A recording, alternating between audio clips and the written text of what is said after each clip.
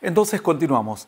Después de analizar cada uno de los aspectos que hemos visto anteriormente en la estructura doctrinal, cada una de las categorías, vamos con ellas a obtener un resultado. ¿De qué forma obtenemos el resultado? Empezando a ver cada una de las categorías, asignándole un criterio, un nombre, un valor que nosotros consideramos pertinente. Por ejemplo, en la aplicación, tengo que ver si es una aplicación abierta, pongo entonces una aplicación abierta, es aplicable para siempre. Si es una aplicación cerrada, por ejemplo, la profecía de Cristo, no es algo que yo pueda tomarlo para mi vida, es para Cristo nada más y demás. Si es algo cerrado, que es solo para Cristo, entonces este caminito ya no lo puedo recorrer más, se corta aquí y no tengo más posible análisis porque la aplicación es solo para ello.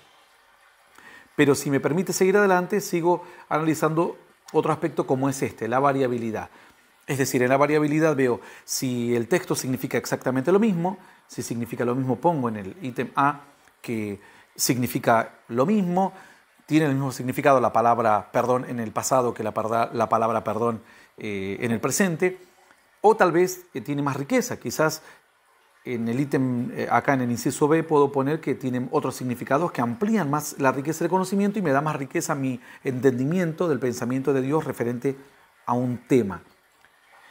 Si la palabra no existe o significa otra cosa, este camino no se puede seguir, mi análisis se corta aquí, ya no puedo seguir analizando más porque es una doctrina que es lo básico para hacer de cualquier hombre de Dios. Lo primero que uno debe hacer es cuando toma un versículo, buscar otras versiones de la Escritura, aun cuando no sepa griego, hebreo o arameo, buscar a ver versiones de la Escritura, buscar si no es un texto apócrifo, es decir, que solo figura en algunas versiones de la Escritura, pero la mayoría no. Y de esa manera sigo analizando. Veo la temporalidad, si este mensaje ha sido dado y también para este tiempo, entonces considero que fue dado para antes y también para ahora, solo fue para antes, solo será para un futuro y demás. Sigo analizando los destinatarios, es decir, veo si esta historia, esta doctrina, este tema, este pensamiento de Dios fue solo dado, por ejemplo, en el caso de Noé. Si esa Noé no va a llegar a mi vida, si el destinatario fue Melquisedec, no va a tener algún impacto en mí. Pero si es Noé y a su vez son otros destinatarios, posibles destinatarios, entonces pongo lo que Dios le dijo a Noé, el destinatario inicial fue Noé, pero también se desprende de la doctrina que es a todo aquel que se encuentra en una situación similar, etcétera. En este caso serían los destinatarios. Ya hemos visto bastante el ítem anteriormente, la categoría de destinatario. Veo el contexto doctrinal. Si el contexto doctrinal está dentro de otra doctrina, que si se habla de un tema del perdón o del tema de un juicio final, o del tema de la restauración o de la segunda venida, y voy poniendo en el A, en el B, todos los diferentes contextos que yo entienda que son los más importantes en el cual se habla del tema. Por ejemplo, el perdón o la carta de divorcio se dan dentro de un contexto. Voy poniendo los contextos, es decir, el contexto doctrinal es dado dentro de una dureza del corazón, dentro de un pueblo que estaba rodeado por costumbres totalmente paganas y demás. Sigo mi camino, debo seguir mi camino por acá y veo lo más importante. Lo más importante, recordemos, es el objetivo. Esto es lo más importante. Porque esta es como una estrella que me guía y mi norte que constantemente me va guiando a lo largo del camino. Voy poniendo los objetivos que yo entiendo. Entonces, si tomamos una historia determinada, la de Noé, ¿cuáles fueron los objetivos? Mostrarle a la humanidad el error, castigar, dar una nueva oportunidad, hacer un nuevo comienzo, etc. Analizado el objetivo, veo el contexto cultural para ver si me incidió o me cambió de alguna manera el contexto cultural. Veo que en aquellos tiempos no había tecnología, no había medios de comunicación, había contexto de guerra, hambre, etc. Sigo por mi camino, en este camino acá, y entro al espíritu de la doctrina. ¿De qué forma? ¿Con qué carácter se dio? ¿Se dio con un carácter de enojo? ¿El diluvio es un carácter de juicio solamente? No, es un carácter de juicio, sí, pero también es de amor, también es de una nueva oportunidad, también es de perdón, etc. Voy poniendo todos los que yo entienda que son parte del espíritu de la doctrina. Sigo caminando en mi camino y veo la profundidad. ¿Qué implicaciones tiene? La profundidad, por ejemplo, del arca de Noé tiene que ver también con la venida de Cristo, porque Cristo es el arca que nos salva en un mar de pecados y de problemas, entonces es como un espejo de una salvación de alguien que en sí mismo lleva a los que van a ser salvados. En su cuerpo, Él dice que Él en su carne cargó nuestros pecados, nuestras injusticias, nuestros delitos y los llevó a la cruz. Veo también que tiene que ver con el perdón, tiene que ver con la fe, porque en el caso de Noé con el arca es una cuestión meramente de fe y demás. Sigo adelante, vemos quién es el emisor para conocer, para saber el nivel para también conocer el nivel de importancia en un futuro. El emisor en este caso es Dios, no hay otro emisor aquí. Veo quizás algún ángel también. Sigo por mi camino. Veo el nivel de importancia. ¿Qué nivel de importancia tiene la doctrina? Bueno, por ejemplo, la salvación. Si hablamos de la salvación es fundamental. Si hablamos de las segundas oportunidades también es fundamental. Si hablamos del castigo es una doctrina muy importante, pero no es fundamental porque la misericordia triunfa sobre el juicio. Voy poniendo todas el nivel de importancia que yo encuentro en los diferentes aspectos que he entendido de mi tema que analizo en este momento. Sigo entonces, me salgo del nivel de importancia y sigo y saco aquí mis conclusiones.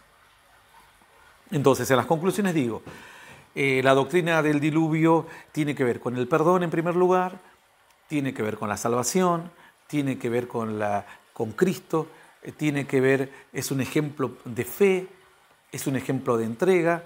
Y bueno, voy analizando y voy poniendo todas mis conclusiones aquí. Una vez puestas mis conclusiones, me pregunto si el objetivo pasado se cumplió. Sí, se cumplió porque Dios salvó al pueblo y dio una nueva oportunidad.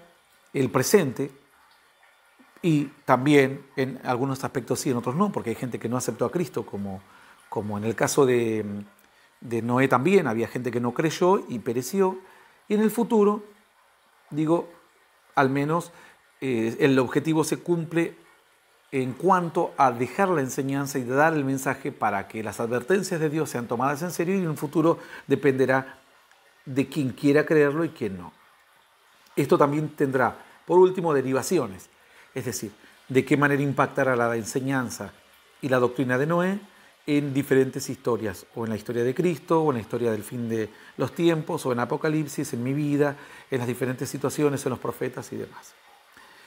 De esta manera es como entiendo que debemos analizar toda la otra estructura con todas las diferentes categorías. Tengo que ver en cada categoría, trabajar y sacar mis pequeñas conclusiones en cada categoría, la temporalidad, y ver si tienen coherencia entre ellos, si la variabilidad, si cambió el texto, si es para estos días, si el destinatario es el correcto, si el contexto doctrinal es el mismo, qué objetivo se buscó, anotarlos aquí, y luego ver si aquí se cumplieron estos objetivos iniciales, con este objetivo. Estas son mis conclusiones.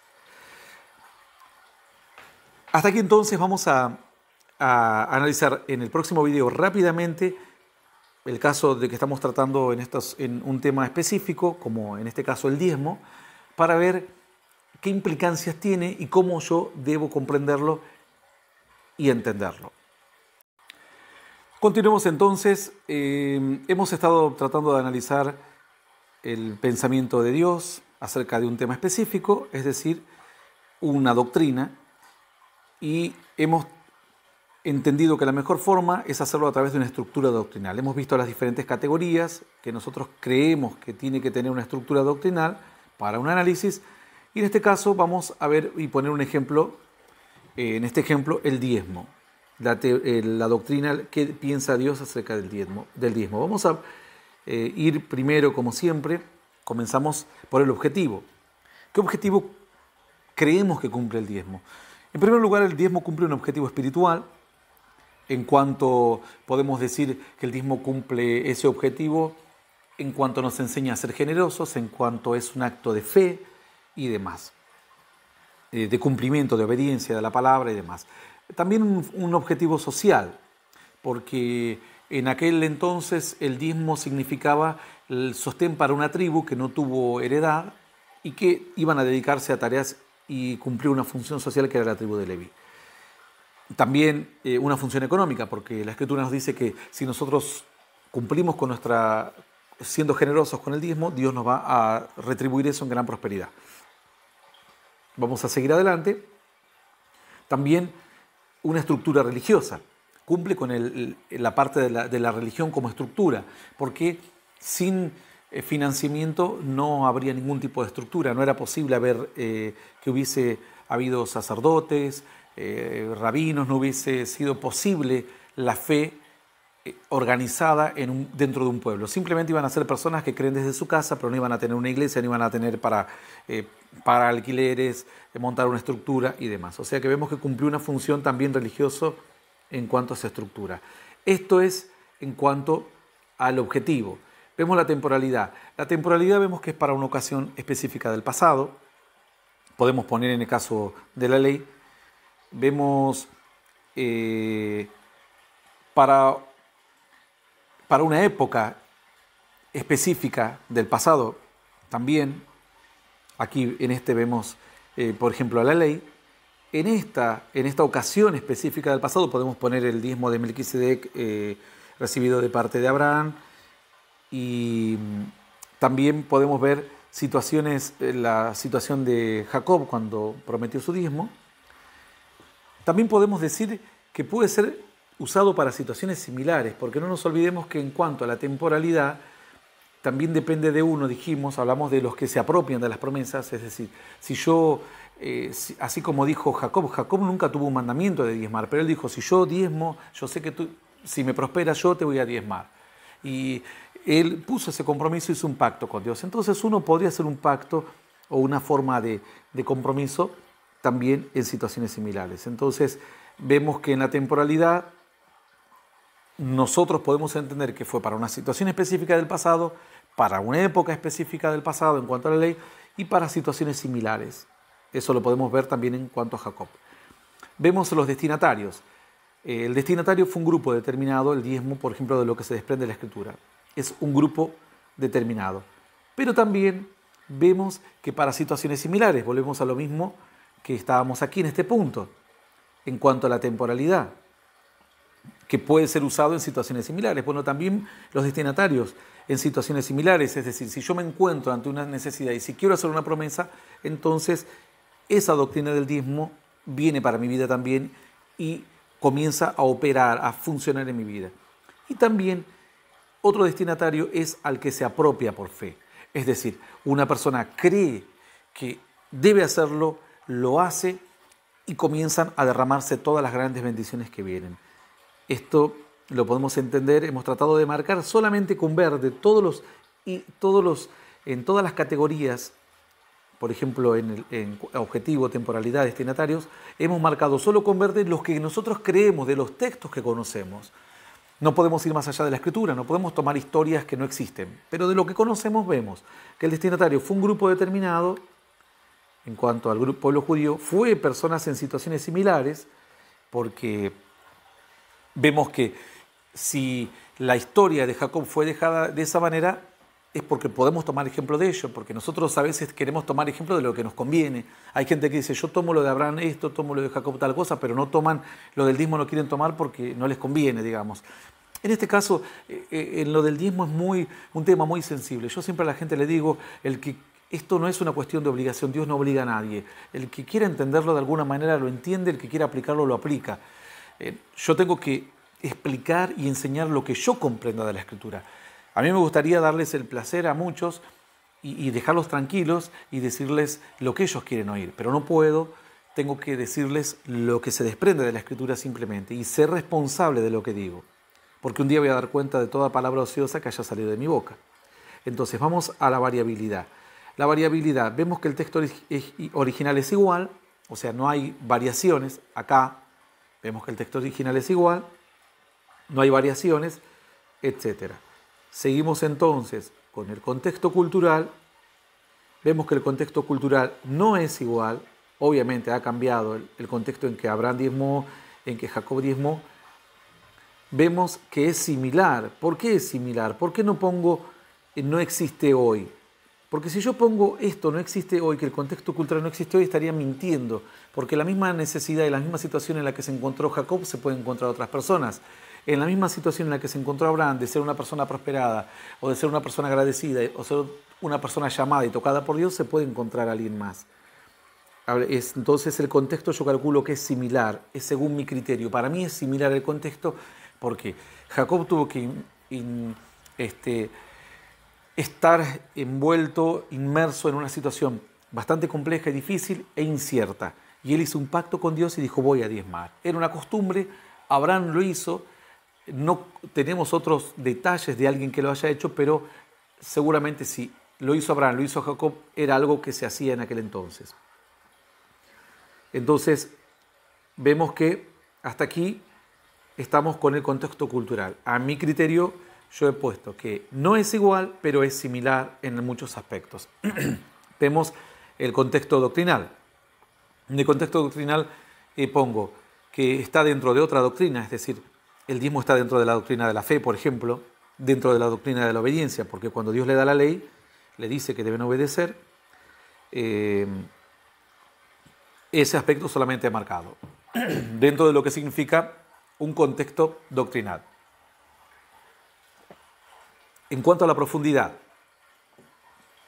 yo puedo marcar que es un mensaje concreto, en la ley fue un mensaje concreto acá, un mensaje concreto en la ley, fue un mensaje directo, no fue un mensaje dado de rebote, digamos, pero también fue un mensaje indirecto para otros. O sea, todas las actitudes que hizo Abraham, que hizo Jacob, fueron mensajes indirectos para otros. Nosotros imitamos algunos aspectos de Abraham.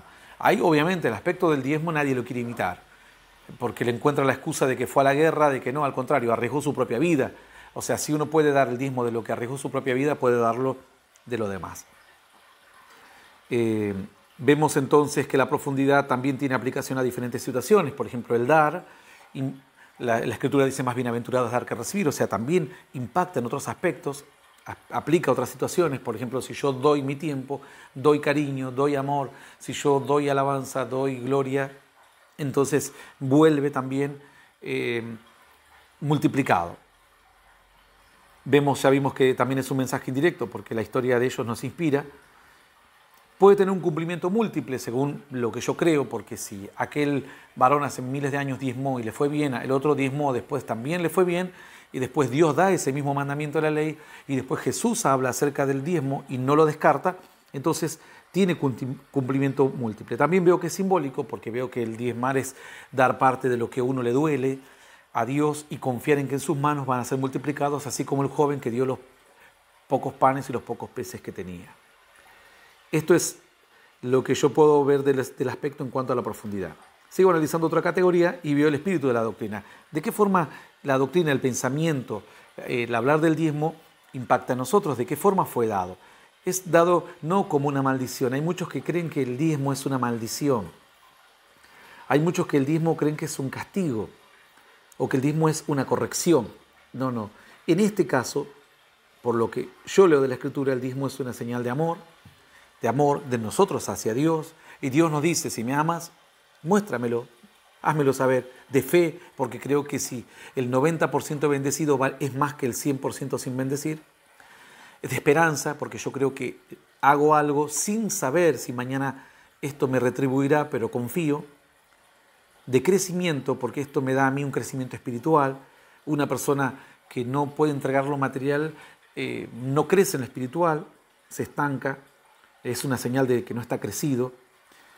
También el criterio con el que fue dado fue de prosperidad, de bendecirnos, de multiplicarnos, es decir, de bendición. Y también es una muestra, como decíamos antes, de la entrega. La entrega. Una persona que está más entregada a Dios es muy probable que diezme y otra que no. Entonces, ese es el espíritu de la doctrina. Nunca fue el espíritu de la doctrina, recordemos, maldición o castigo. Otra categoría, el nivel de importancia. ¿Qué nivel de importancia le otorgaría yo al diezmo? Para mí es muy importante. Y lo voy a analizar porque podría haber dicho, no, el diezmo es nada importante. Pero en mi criterio considero que es muy importante o importante. Cualquiera de esos dos aspectos, importante y muy importante en cuanto a la supervivencia de la iglesia, en el transcurso de las épocas e importante en cuanto al impacto que esto causa en nuestras vidas, como madurez, crecimiento y demás. El otro aspecto son las derivaciones, que me trae aparejado la enseñanza del diezmo. Yo entiendo que sirve para nuevas situaciones. Por ejemplo, si yo aprendo a dar y tener un 90% bendecido y no un 100% sin bendecir, entiendo que esto me puede servir para otras situaciones. Es como, en lugar de tener a la mujer más linda sin bendecir, prefiero tener una que no es tan linda pero bendecida. Pondría un ejemplo raro, pero bueno, espero que entiendan. Complementa otras doctrinas. A mi entender, complementa la doctrina de la fe, complementa la doctrina del amor, complementa la doctrina de la entrega y demás. Sirve para formar criterios en otros temas, como decía antes. Yo entiendo que tener parte en Dios, entregar parte a Dios, me sirve a mí para poder entender otros temas. Otros temas, por ejemplo, de la iglesia, que la iglesia haga algo por los demás, que no solamente se acuerde de sí misma, que dé desinteresadamente a un pobre, a una persona que nunca se va a congregar, que nunca va a asistir. Eso es lo que yo comprendo y por eso también lo puse, que sirve para formar criterio en otros temas. El emisor fue Dios directo en cuanto a la ley, fue Jesús en cuanto habló del diezmo, fue los patriarcas en cuanto lo hizo Abraham y Jacob, fueron los profetas en cuanto ellos fueron los que dieron las promesas, cuando Malaquías dice traer los diezmos a la alfolía y alimento en mi casa, profetas tanto mayores como menores, y bueno, y hoy en día podemos decir que algunos siervos de Dios también lo hacen, pero como estamos analizando la Escritura solamente, no lo he puesto ahí. La aplicación. Puedo ver que la aplicación es única y cerrada en cuanto a la ley, pero puedo ver que es universal y abierta en cuanto está fuera de la ley también. Y por lo cual entiendo que es variable. Es decir, se aplicó en un momento específico, fue dado para ese punto, del punto A al punto B, pero anteriormente a eso se habló del diezmo, se hizo el diezmo, Abraham, Jacob, y después del punto A al punto B, después de la ley, Jesús, que ya estaba mostrando que aspectos de la ley no eran importantes al quebrantar el día de reposo, no quebrantó ni menospreció el diezmo, sino que lo ponderó y dijo que era necesario hacerlo, o que lo siguiesen haciendo, o que lo hubiesen hecho, sin dejar de hacer lo otro. Así me queda mi cuadro, en el que yo analizo esta doctrina del diezmo. Ahora tengo que ir al cuadro de las conclusiones, es decir, acá. En este cuadro de las conclusiones voy a ver el resultado y la aplicación. Yo todo lo que he entendido de allá arriba, todo lo que he pintado de verde, lo bajo aquí. Y digo que la aplicación es única, universal y variable. Al ser única no me dejaría pasar acá al siguiente tema, pero como también veo que es universal, por cuanto veo que fuera de la ley que se diezmó, entonces paso a la variabilidad. Veo si alguna variación en los textos originales son la palabra y comprendo que el texto original es el mismo que el significado, por lo cual sigo la temporalidad. En la temporalidad pongo todo lo que yo he puesto arriba, que es una ocasión específica, en una época específica, en el caso de Abraham, en el caso de Jacob, es una ocasión específica. Veo que también es una época en la ley, pero también veo que es aplicable a situaciones similares, es decir, a personas que tengan ese mismo sentir de imitar a estos hombres, de que hagan un pacto con Dios, de que entiendan un crecimiento y que entiendan cuál fue el objetivo por el cual Dios habló y dio la enseñanza. Los destinatarios, el grupo determinado, lo que hemos puesto antes, el pueblo judío, situaciones similares, y a los que se apropien por fe. Como la palabra en su gran mayoría está para apropiarse por fe, este aspecto no escapa a ese principio. Entonces, yo he puesto también aquí que un destinatario, uno de los grandes destinatarios es a los que lo crean, es a aquellos que lo crean y lo tomen por fe. Y a su vez reclamen las promesas, obviamente. En el contexto doctrinal, está dentro de otra doctrina, dentro de la doctrina de la fe, del amor, de la prosperidad, de la entrega y demás. Pasamos entonces al objetivo. El objetivo yo dije que era espiritual en cuanto a nos hablaba de la fe, nos hablaba de la entrega, social. En cuanto a las personas que servían a Dios podían dedicarse más tiempo y tener un mejor orden y beneficiar a la sociedad con hombres y mujeres impactando con la palabra de Dios en diferentes áreas de la sociedad. Lo económico, en cuanto va a representar prosperidad para mi propia vida. Y lo religioso, en cuanto vas a permitir que las congregaciones estén bien establecidas, no tengan que estar en un garage, no tengan que ir a los barrios más económicos o más inseguros para estar. Por ejemplo, en Latinoamérica pasa así, que a la gente le gustaría comprar un lugar bien grande para un acceso de todas las multitudes, pero tienen que ir a las periferias, en lugares que muchas veces incluso ni la gente de la clase media baja quiere ir. ¿Por qué? Porque están en lugares donde hay mucha necesidad, que si bien es cierto que hay que predicar en todos los lugares, a veces vemos que empujados por la necesidad vamos a lugares donde solamente entra un pequeño grupo de personas y el resto de la sociedad, incluso de clase media baja, de clase media alta o clase alta, jamás van a llegar. Entonces, el aspecto religioso es otro de los objetivos. En el contexto cultural he puesto que no es igual, pero que en algunos aspectos es similar, porque la necesidad, por ejemplo, si yo hablo, la necesidad religiosa es similar, la necesidad económica del pueblo para que Dios nos bendiga a nosotros en lo económico es similar.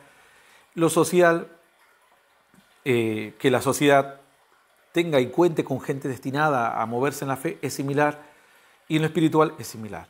Lo histórico no es igual. En cuanto fue una situación específica de la historia, no es igual, por ejemplo en el caso de la ley, pero todo lo demás sí es similar. Por otro lado, vemos el espíritu de la doctrina. El espíritu de la doctrina es un espíritu de amor, de fe, crecimiento, esperanza, prosperidad, entrega y bendición. La profundidad, vemos que es un mensaje directo en cuanto fue dado a un pueblo específico, pero también directo en cuanto a todas las historias están para imitarse, lo bueno que hizo José, lo bueno que hizo David, lo bueno que hizo Abraham, lo bueno que hizo Jacob. Es algo concreto en cuanto él le dijo, debes hacer tal cosa. Es aplicable a diferentes situaciones también, similares, por ejemplo, el joven que dio los panes y los peces. Es de cumplimiento múltiple, por cuanto va a seguir cumpliéndose a la manera en que alguno tome y se anime a repetir la historia de Moisés, la historia, de Abraham, la historia de Jacob, se va a volver a repetir. Y es algo simbólico en cuanto significa también dar parte de algo importante, dar parte de algo que nos duela. La Escritura dice, donde esté nuestro tesoro, allí estará nuestro corazón. El emisor, si es un emisor directo o indirecto, vemos que fue dado por Dios, por Jesús, estos son directos. Indirectamente la actividad de los patriarcas, después fue directo en el caso de los profetas, mayores y menores que también hablaron del diezmo. El nivel de importancia, a mi criterio, es muy importante para cumplir ciertos objetivos y también importante para otros objetivos. Ahora me voy a mis conclusiones. ¿Cuáles conclusiones podría sacar? En primera conclusión que podría sacar es A. El diezmo fue para la ley y fue abolido, es decir, no sirve más para nada. B. El diezmo fue para situaciones específicas, es decir, para aquellas, no para aquellas, nada más. C. El diezmo fue para personas específicas, es decir, el pueblo judío y nada más, o la ley. E. El diezmo cumplió su objetivo en el pasado y ahora no es necesario diezmar. Esa es otra conclusión que podría sacar. F. El diezmo cumplió su objetivo pasado, pero en el presente debe cumplir similar objetivo, por lo tanto sí hay que diezmar. J. El diezmo no fue abolido, solo los mandatos que nos eran contrarios. Estas son las posibles conclusiones. ¿Cuál es la conclusión que yo saco? Porque después todas estas conclusiones, si yo tomo A, B, C, D o dos de ellas o tres de ellas, tengo que ver y compararlas con el objetivo que buscó Dios hablando de este tema. Y con cada aspecto y cada categoría, la aplicación, la variabilidad, la temporalidad, a ver si encuentra conflicto en este recorrido de cada categoría. Mi conclusión tiene que pasarse por todas esas categorías: contexto cultural, espíritu de la doctrina, profundidad, emisor directo, indirecto, nivel de importancia. Mi conclusión tiene que luego recorrer todas las categorías para ver si es una conclusión correcta. Yo no podría tomar la conclusión A, B, C, D, E, F, el E. Ninguna de las primeras cuatro las podría tomar porque no me sentiría cómodo en el entendimiento que tengo de la palabra, en el crecimiento que tengo. Moriría y pasaría mis últimos días pensando que he llevado al pueblo una confusión y he ido en contra de los objetivos de Dios. Mi elección para este tema en especial es el punto F y el punto J. El diezmo cumplió su objetivo en el pasado, sí, pero en el presente debe cumplir similar objetivo, por lo tanto sí hay que diezmar. Esa es mi conclusión. Junto con el J, el diezmo no fue abolido porque la Escritura dice que los mandatos que fueron abolidos fueron los que nos eran contrarios. Entonces, y además veo que también se diezmó antes de la ley y nosotros tomamos el ejemplo de los patriarcas, el que creemos que es útil y que creemos que nos va a bendecir. Y yo creo que es útil el ejemplo de Abraham, es útil el ejemplo de Jacob, y Jesús cuando habló del diezmo no lo descalificó, por lo cual mis únicas opciones posibles es la F y la J, nada más. Esa es mi conclusión. Yo, en base a mi conclusión, me pregunto, ¿se cumplieron los objetivos del pasado? Sí. Yo, como he elegido los últimos, en el presente, sí, porque hay gente que en parte diezma y la iglesia se sostiene y cumple el propósito. Hay gente que es prosperada por diezmar, hay gente que demuestra una entrega superior a otros, hay gente que demuestra un acto de fe, un acto de amor. Y en el futuro, depende, será incierto, porque depende de lo que nosotros enseñemos, y yo no quiero ser participante de matar doctrinas y ser culpable de ir en contra de los planes de Dios. Las derivaciones, ¿qué consecuencias? Y complementa otras doctrinas, sirve para las doctrinas de la entrega, de la obediencia, sirve para nuevas situaciones, para aprender, y sirve como criterio para otros temas. Esa es mi conclusión y resultado en cuanto a la doctrina del diezmo analizado por la estructura doctrinal. Recordemos, esta era la estructura doctrinal, hemos visto el objetivo y todos los demás aspectos: temporalidad, destinatarios, variabilidad, contexto cultural, profundidad, espíritu de la doctrina, nivel de importancia, derivaciones, emisores y la aplicación. Luego de ello, hemos pintado los aspectos que nosotros creíamos necesarios, cada uno de ellos, que creíamos que eran los objetivos a cumplirse, y luego de haber pintado esos, hemos ido al siguiente cuadro y los hemos volcado en una línea de trabajo, cada uno de ellos, la aplicación, la variabilidad, etc. Hemos puesto el objetivo que nosotros creemos aquí y hemos sacado una conclusión. En nuestra conclusión, luego hemos visto si se cumplieron los objetivos, y luego nuestra conclusión tiene que volver a pasar por cada uno de los aspectos que nosotros hemos seleccionado. Mi conclusión tranquilamente pasa por todos estos aspectos y no así otras. Porque si yo encuentro y tomo la aplicación, la conclusión, el diezmo fue para la ley y fue abolido, entonces veo que el objetivo inicial espiritual no se cumpliría, el social no se cumpliría, el económico no se cumpliría, el religioso no se cumpliría. Tendría que asegurar que solo fue un objetivo de Dios para el momento antiguo de la ley, nada más. Pero sin embargo, eso me saca a mí de contexto en cuanto a Abraham y en cuanto a Jacob y en cuanto a Jesús, que habló del diezmo y nunca lo descalificaron. Algunos dirán, el pueblo judío o los apóstoles no enseñaron al pueblo a diezmar. No se menciona la palabra diezmar. Para mí eso es una respuesta muy, pero muy simple. Los gentiles daban mucho más que un diezmo. Bernabé dio toda su heredad. Ananías y Zafira igual convinieron en dar una gran suma, y dice que la gente vendían sus propiedades y lo daban todo. ¿Cómo alguien iba a hablar del diezmo si la gente estaba dando el 90 o el 80% en la iglesia cristiana primitiva? Además, el Señor Jesús, también concordante con esto, dijo que si nuestra justicia no fuese mayor que de los fariseos y saduceos, no entraríamos al reino de los cielos. Y los fariseos y saduceos daban el 10, así que digamos que ese es el piso. Es a mi entender. Vuelvo a recordar, cada uno saque las conclusiones que quiera. Esto es lo que yo tengo que enseñar en cuanto al conocimiento, en cuanto a mi experiencia, y uno puede compartirlo o no compartirlo, pero uno debe hacerse cargo ante Dios de lo que está diseminando, las doctrinas que está diseminando, si es equivocada, y hacerse responsable de las consecuencias futuras. Bueno, hasta aquí el video.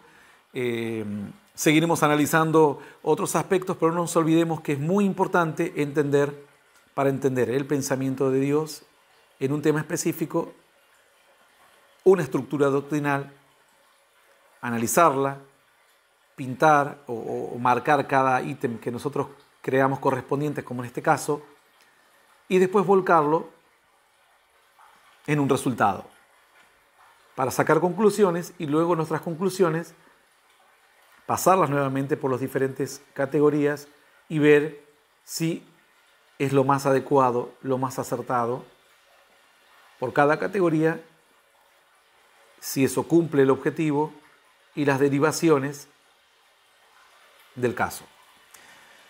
Que Dios les bendiga.